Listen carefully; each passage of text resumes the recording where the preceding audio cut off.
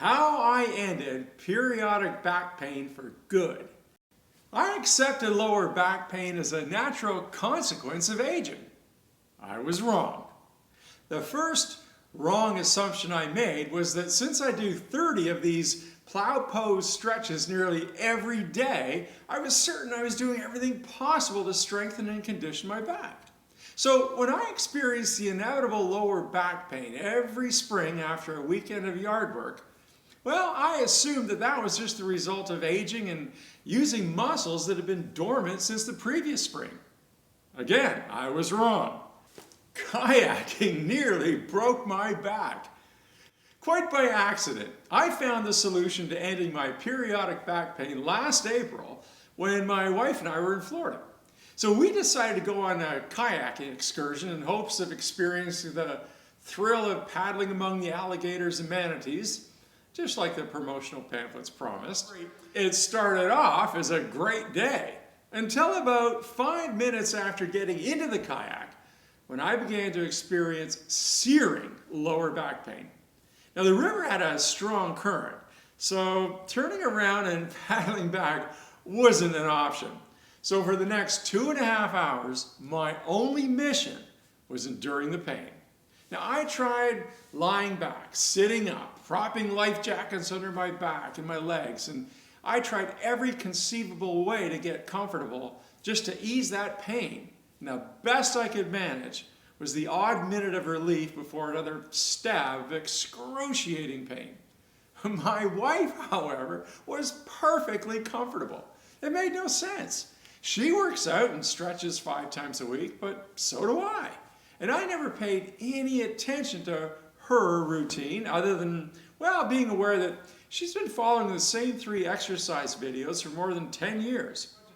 She always claimed that following my routine would kill her, but clearly she was doing something much better than me. Now, through my torment down that seemingly endless river, I asked my wife to take me through every routine she does. Now, listening as carefully as the pain would allow, I mentally ticked off everything she did with what I did. Now, although our routines were different in form, well, we perfectly aligned our stretching and resistance exercises to all our major muscles, except for one thing. She regularly did a forward toe touch that stretched her hamstrings and lower back. Now, the crazy thing was that I used to do this exercise religiously until I read about how the plough pose was simply the best for stretching the lower back. So I stopped doing the toe touch stretch and switched to plough poses. The toe touch stretch was nothing short of miraculous. As soon as we returned from our holidays, I began the toe touch exercise. Now, although I continued to do it for the next year, to be quite honest, I'd forgotten all about why I was doing it, since I don't usually experience back pain unless I do something unusual, like spring yard work. Now, our annual spring yard work is generally a little more strenuous than weeding a garden and raking the lawn.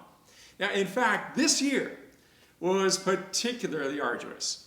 Over the course of a 3-day weekend, we resealed our concrete driveway and the deck around the pool, spread 2 yards of topsoil on the lawn and 3 yards of mulch in the garden beds. I cut the extraneous branches off of a giant maple tree, which climbing around that tree put me in some precarious positions.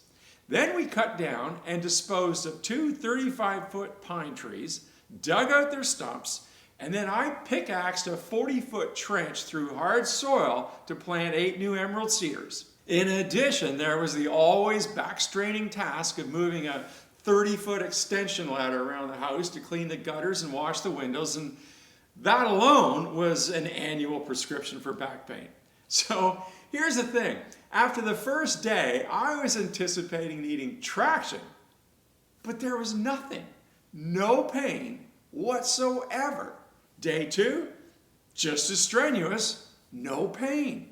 In fact, I never experienced so much as a twinge of back pain for that entire weekend. And to this day, a month later, absolutely no pain.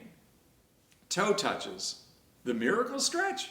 Since that crazy 3-day weekend, I have since been in situations where I would typically experience acute pain, such as working under stairs and doing some chore or another under some cramped conditions, but incredibly, I have been completely pain-free. Now, if someone had told me that plough poses wouldn't prevent back pain, but toe touches would, I would never have believed it. But you know, looking back over the year, since I reintroduced toe touching as part of my fitness routine, I've been virtually pain-free. Now that I'm focusing on what I'm actually feeling when I do a toe touch, I can feel a subtle pull and a gentle stretch in my lower back and hamstrings that I couldn't get from a plough pose. And that, I suspect, was the difference. So here's the thing. If you experience acute or chronic lower back pain, you may want to work your way into doing a seated toe stretch. Now caution, if you're not used to stretching, well, this will take a few weeks or maybe even a few months before you can touch your toes, but keep at it. And one day, who knows, it may just end the debilitating effects of lower back pain. And then you'll look forward to doing it every day. So, will it work for you? I can't say, but it was miraculous for me. So that's why I wanted to share my experience in hopes that it might help alleviate any lower back pain that you may be experiencing.